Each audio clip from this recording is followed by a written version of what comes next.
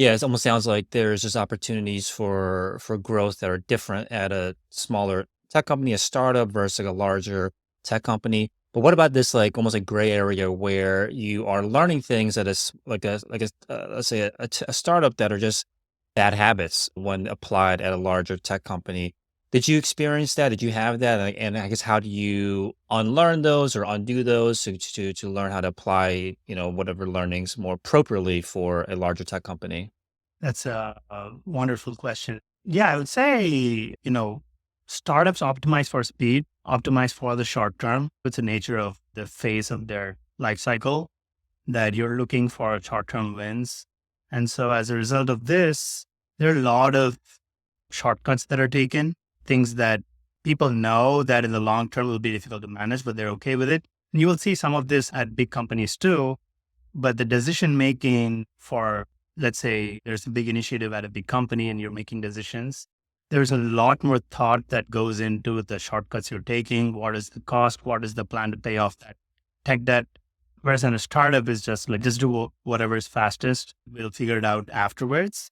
So that's one bad habit that I had to focus on learning of like every decision I make has long-term consequences. I shouldn't just focus on making decisions pay off quickly in the short term. There's always a balance, but I need to be cognizant of the long-term consequences. Write it down, have a plan. Even if that plan is followed, just having the plan, laying it out helps you make the right decisions. The other examples are written culture. In a startup, it's so small, it's so short term that you just kind of get in a room, talk it through with a few engineers, make decisions, and you go like execute. But at a big company, when you're talking about something where you're not going to be around and someone else has to kind of like understand the motivations and the like plan for why these decisions were made and how, the vision was when it was made, the written culture is super important. So you have to get into that habit of like writing things down. You learn that is better for yourself as well. You make better decisions when you write it down and you really see the like long-term benefits of writing things down. You constantly find documents from like many years ago from people that are no longer at the company that are super valuable and help you make the right decisions now.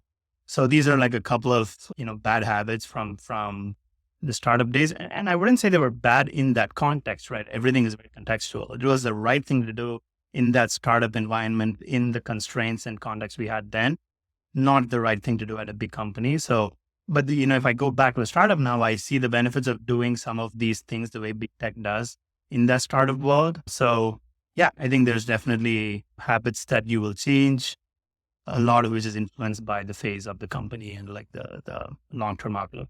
If you enjoyed this clip, make sure you watch the entire video, which has a lot more content just like this. And if you want to make sure you don't miss any of our episodes where we talk to leaders in the tech industry, from software engineers to product managers to engineering manager, make sure you subscribe to the YouTube channel and also click the notification bell.